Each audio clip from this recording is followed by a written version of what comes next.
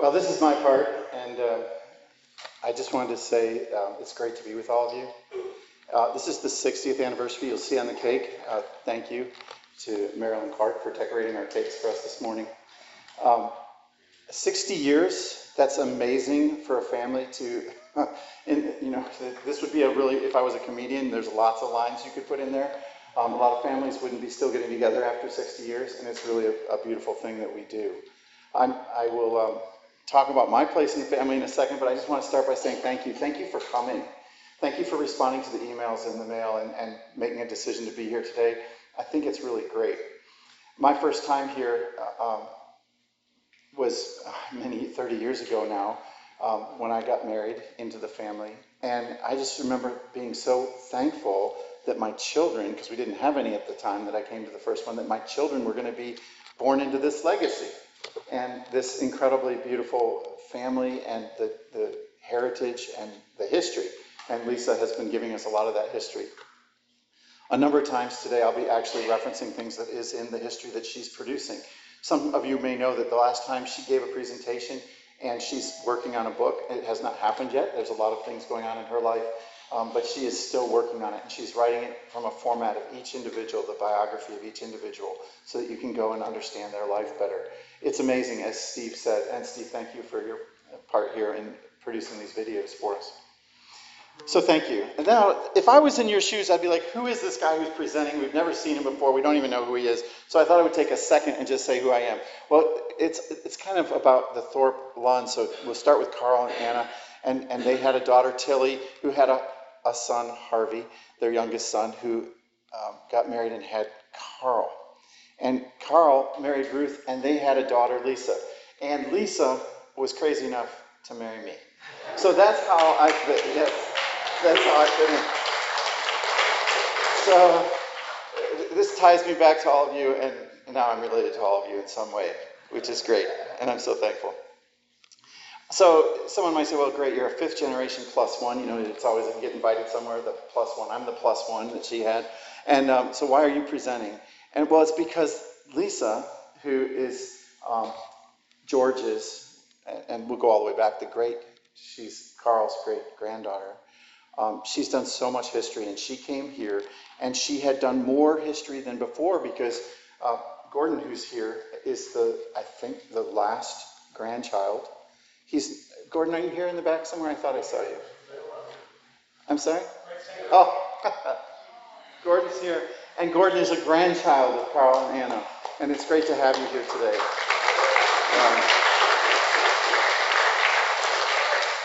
Yes, Roger.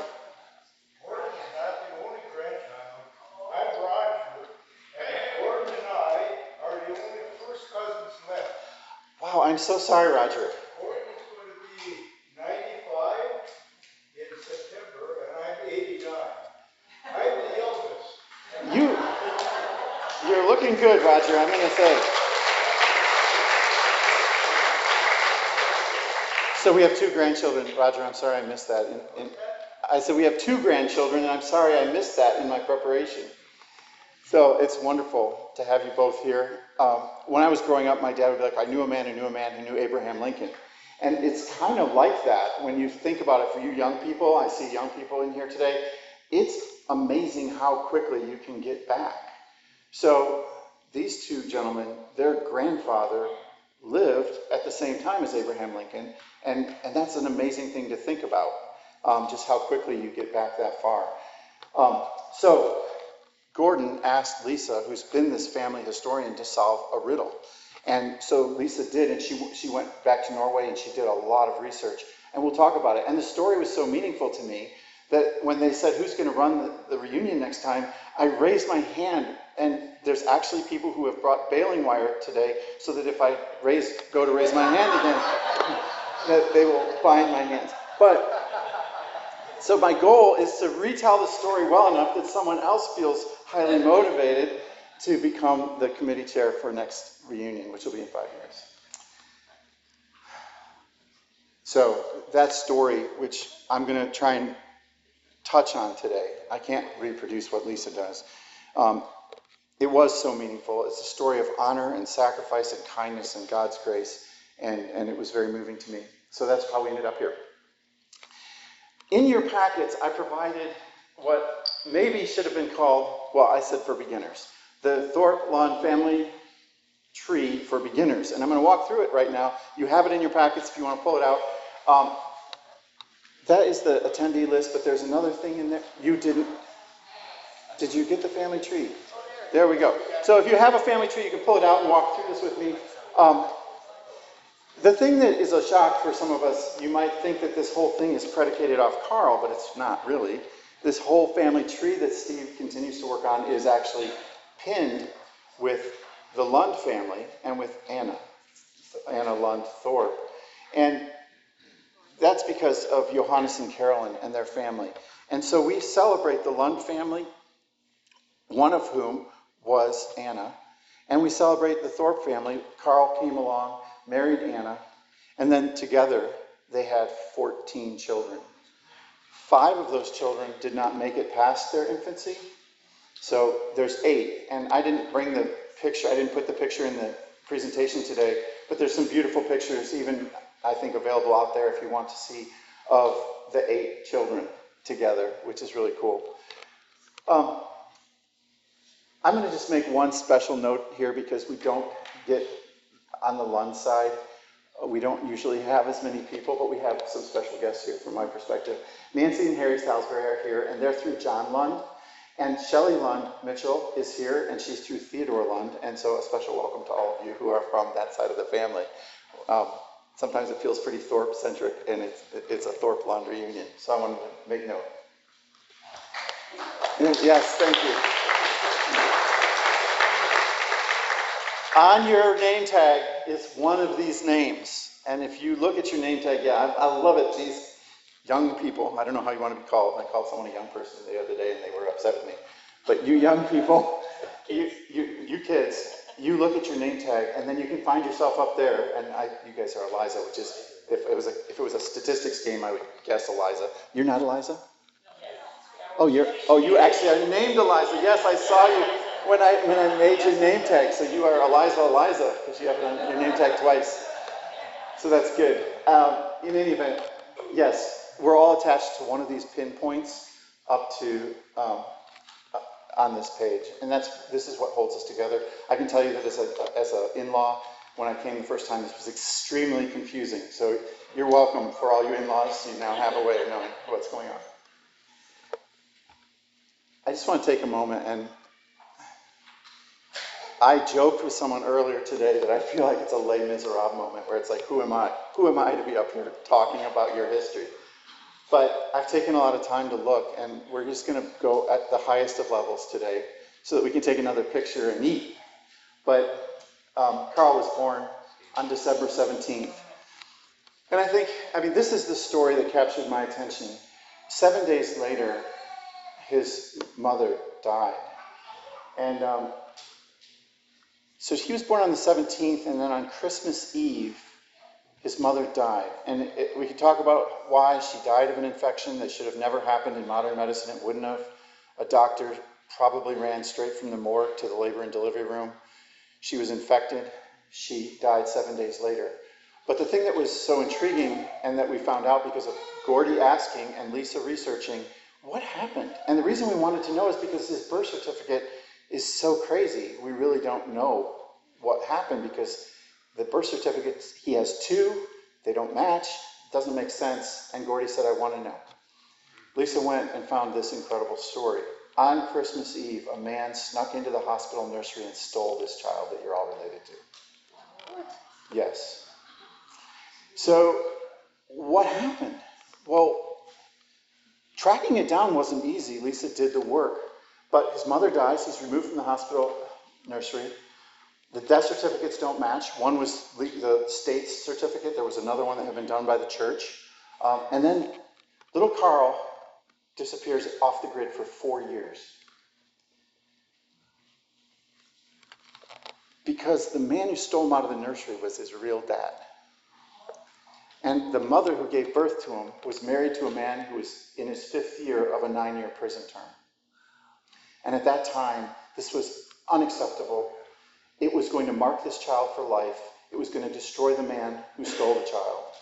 And he was in a position of power and was able to alter all of the documents in such a way that he could give his son a real life as a legitimate child. But the death certificate comes out a week later, and the death certificate has to tell the truth.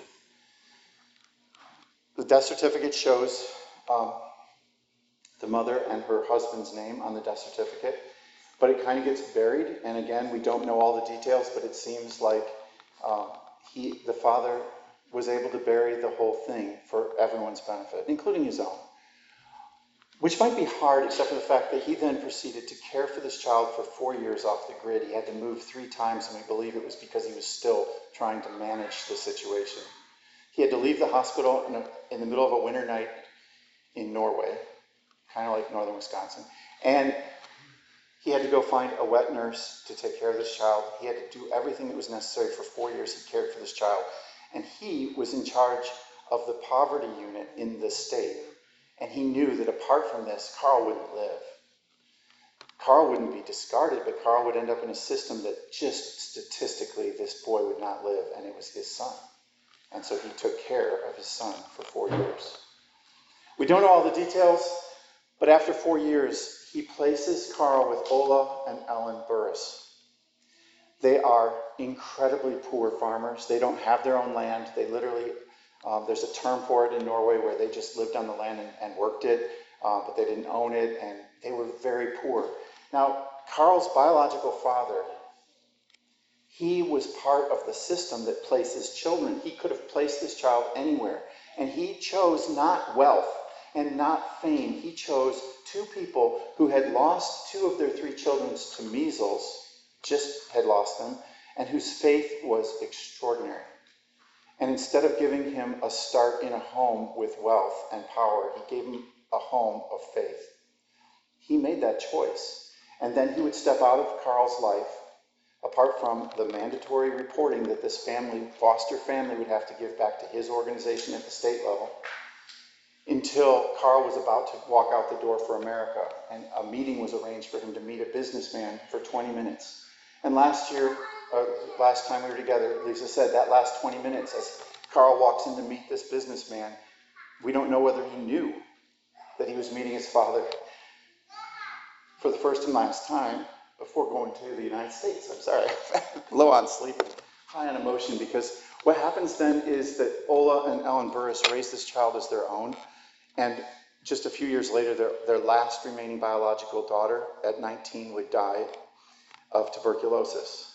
And so you have this son raised by a family incredibly grateful for him, and a family that is just marked with faith and hospitality and kindness and love. So he's placed just before his 4th birthday. He's placed. And I think one of the most notable marks of how incredible they took care of Carl is the fact that Carl at 24 finds himself with his own child. He's not married. The child was placed with him. We don't know a lot of details, although Lisa has found the woman and has found that she eventually would marry and have her own family. And we don't know why she gave the child up to Carl, but Carl took the child. It could have gone into the system, and Carl, like his father, said, no, I'm taking this child. And he did the only thing he knew to do. He went back home. And he thought, certainly, my mom and dad, Ola and Ellen, will help me. And in fact, they did. And so they raised him. And such was their love for John, that John would end up staying with them for stability as Carl and eventually Carl and Anna would get married, and they would find their way, and they would actually come to the United States and come here, and we'll talk about that part quickly too.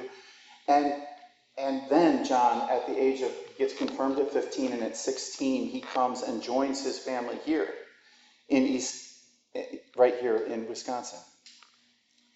And he had done so well by that time that he bought a farm twice as large as his father's, right near. And he was a bachelor, and he was apparently very handsome, and would get all the bachelors over to his house. It was like a bachelor pad before that term had been created.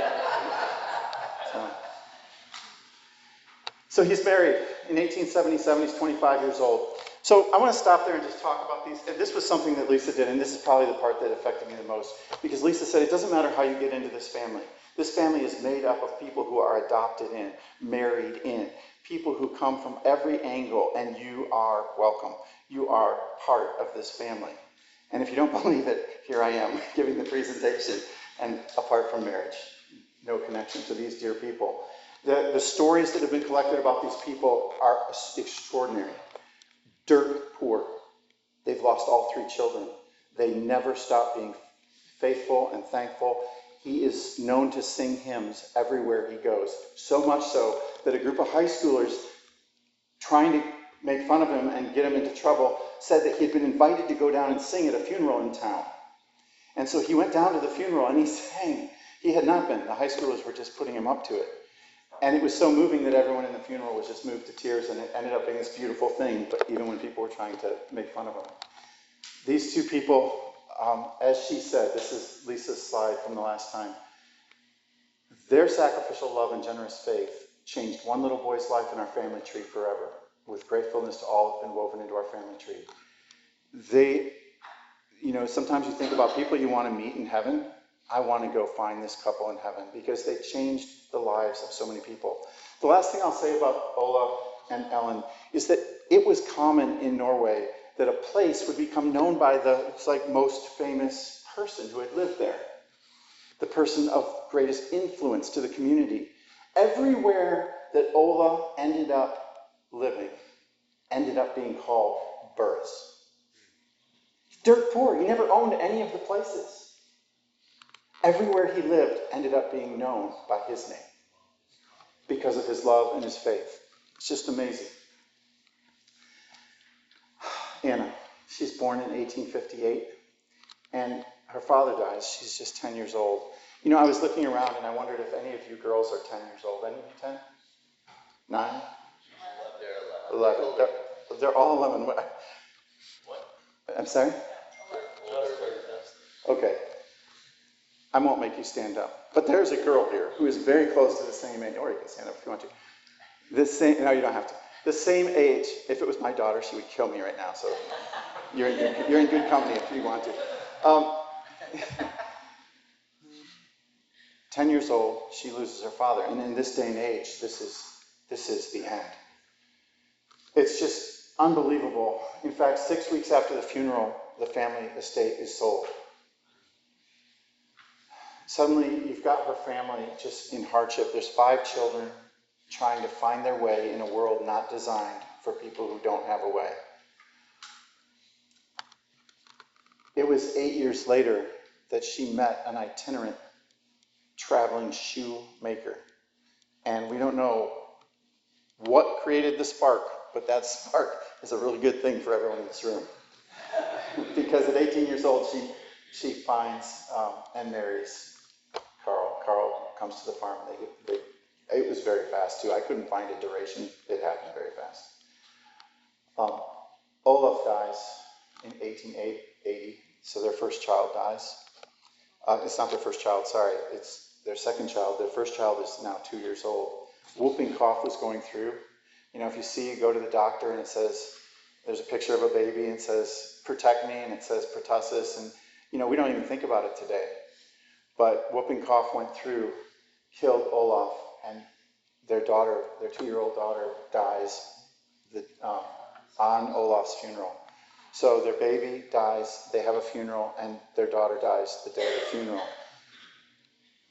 Carl is on the road all the time, and she's just sitting there grieving alone. A house full of kids, now empty. Tilly was born a year later, and there's a lot of reason to believe that because of what they had just gone through, they decided that they needed to move. This was not going to work for them. In addition, Carl was a shoemaker, and industrialization was occurring now. So the Industrial Revolution, shoes were one of the first things on the list. Textiles first, shoes came quickly after. And there was no market for what his skills were. They made the plans and they started to work. And on April 13th of 1882, they boarded. Well, it was the day after that, because that was when they signed the paperwork. The day after, they boarded a boat. It took them a month. To get to Milwaukee. And they stayed in Milwaukee for 7 years. And this is where the Lund family needs to be acknowledged, because the Lunds came first. and they had established themselves in Milwaukee.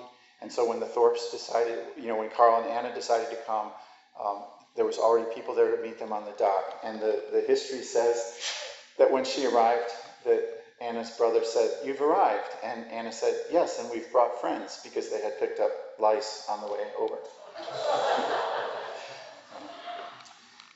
Eliza was born then in Milwaukee, as was Jeannie. There were two Jeannies. The first one died very quickly. And then there's an accident, and Carl suffers a work injury. They would, today we would have bored a hole in his head and we would have drained the liquid, and he probably would have regained consciousness more quickly. They didn't know to do this back then, so they sat round the clock with ice packs on Carl's head, hoping and praying that he would regain consciousness. And I think it was 2 weeks later he did. They said that he would always be a little different. He was not as cheerful and friendly as he had been before the accident.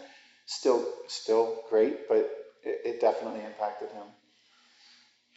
The second Jeannie was born then in 1888, and then they moved to Easton. It was clear there were literally riots in Chicago and Milwaukee, and it was clear that they did not want to raise their family in the industrial age in an urban setting. And so they made the decision to move up here. And it's just extraordinary. Extraordinary. They move up here, and I thought of it as I drove in from Wausau. There were no roads. They came to this location with no roads, and the first time they did it, there was still snow on the ground, so they could use sleighs, they could get here. But it was just an extraordinary thing. And there were 6 foot, 5 foot, 6 foot in diameter trees all over this area, so they had to come and chop those down and make a place to build a house quickly. And they did all of that. Helen was born in 1891. And then in 1816, 1891, it was Carl and Anna's firm belief, as well as 4 other members of the Norwegian community in this area, that of all the things they needed to do, they needed to build a church. Now, this church that you see in the picture was on this property. It was torn down in 1979, so not very long ago. There's people here who remember it well, and who even I think Lisa was here. She had reunions here when that church was still the church that was here. But I just wanted to stop and think about this. After everything they've been through, there's a lot of heartache, and it's going to continue. Gothard's going to be born.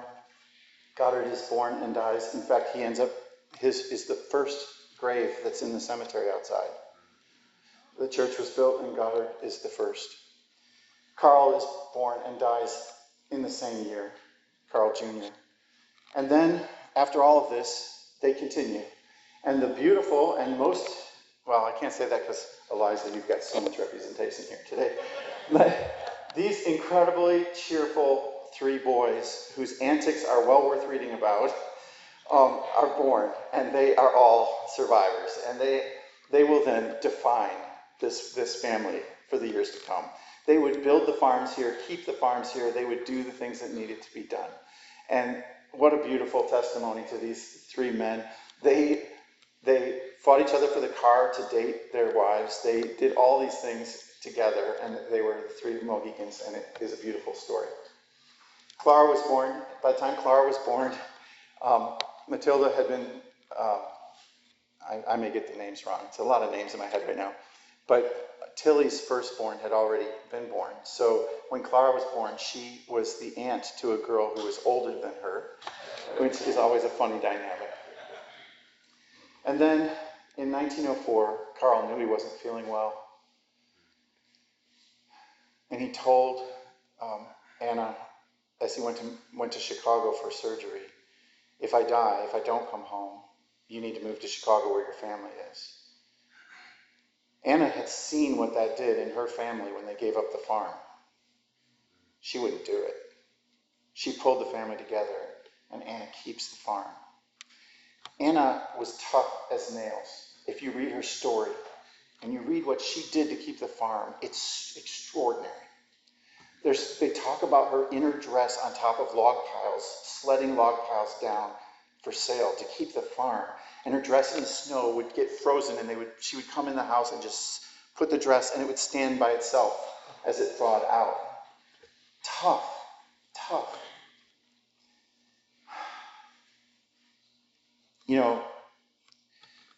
Carl, the name Carl means free man. I just am struck, if you read the whole history, which I've read a lot of this history in the last 6 months, there's a lot of ways he could have been captive. To bitterness, played the victim. There's a lot of things he could have done. But in the midst of setbacks and loss, Carl was free. And you can see the freedom in what he does. You can see that there's no evidence that he was bitter or that he had guilt or selfishness. It's just not in the writings. There's no evidence of it. Carl not only did they build this church at this location, but he would teach. So I had a lot of time to think about this as I was going through it, and I thought, what is Carl teaching as he's standing here? It's a crazy thing to be standing where Carl taught. And I just think it would be easy to imagine him teaching from Psalm 3. And I just want to share something here. Psalm 3, verse 3 says, "But you, Lord, are a shield about me. You're my glory and the lifter of my head."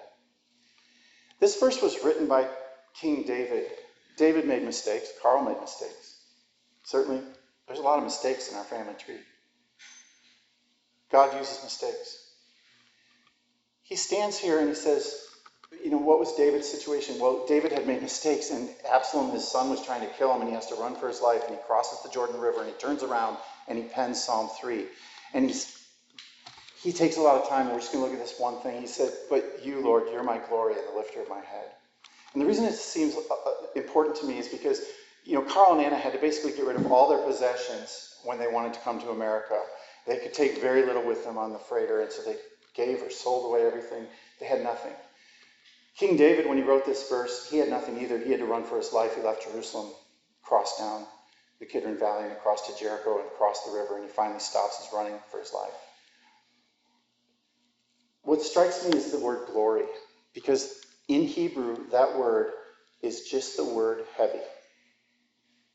You're my heavy. Well, where does that come from? Well, Hebrew is an ancient Semitic language, and the word heavy was used for glory because if people went out to war and they were victorious, how did they come back? They came back heavy. They came back with all the spoils of war. David had nothing, and he turns around and looks back to his home and his palace and his kingdom, and he said, "You're my glory. I have nothing, but I have you." When Carl and Anna arrived here, he could have said this verse, "God, you're my glory. I don't have anything. We're starting from scratch. And you're the lifter of my head. You're my shield about me. You're my glory and the lifter of my head." I don't know what he taught, but he could have certainly taught that lesson. Carl and Ann knew that this is a short, hard part of life. The eternal, easy part is filled with joy and peace, and it comes when this part is done. This is the basic foundation. It was a very straightforward faith that they had, a simple faith. The reason I say that is because today people are mixing faith with all kinds of other things. They're mixing faith like potions with politics and power and personality. And that faith, it's powerful, but it doesn't serve God's purposes. As you're sitting in this church and you think about people who walked here because there were no roads and lived hard lives, but were bound together even with the loss of 5 children, still carrying on joyfully and faithfully, it's because they knew the truth. And the truth was, our simple faith, the good news that we have, is that this is the short, hard part of life. And we're moving on to the really awesome, eternal part of life. That's what's coming. And that's what they believed. And that's what made it all bearable and made it possible to get up and put on a dress that maybe didn't even thaw yet, to go out and move logs and make sure that the family was cared for. It's an opportunity while we're here today to just remember the simple faith and start to abandon anything that's not as simple. The Apostle Peter had just seconds maybe before he had to go. He was going to be killed. He knew it. Almost everyone believes he knew he was about to be killed when he wrote 2 Peter. And the very first thing he writes after he says this is Peter is, "You have everything you need for life and godliness." What did he want to say to people before he left? You have everything you need. I think if Carl was here, he would say, you have everything you need. And all these other things that get added to the potion of faith today, we don't need those things.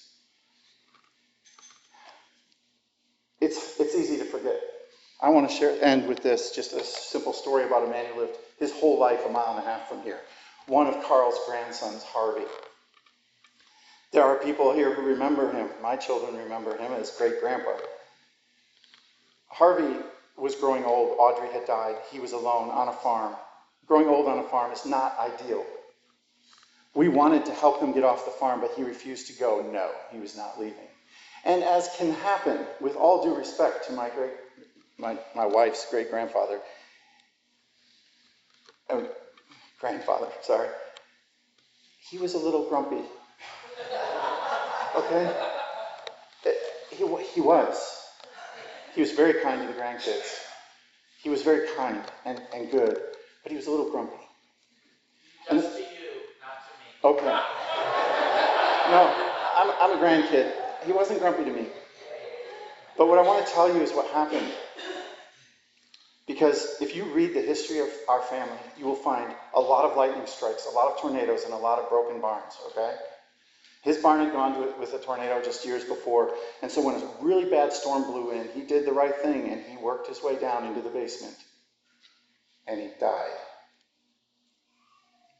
He died. We know, because he went to the hospital and we proved it. He died, but he had a pacemaker already. And the pacemaker brought him back. But when he came back, he was a totally different man. He didn't respond. I was there. I knew him before, and I knew him after. And my wife wanted to see her grandpa, ran up to the hospital, and he was just like, you wouldn't believe what I saw. And then what really shocked us all was this, and I want to leave you with this, because this is the simple faith and the hope that we have. He said, you can take me off the farm now. That is inconceivable. You can take me off the farm now. You should see where we're going.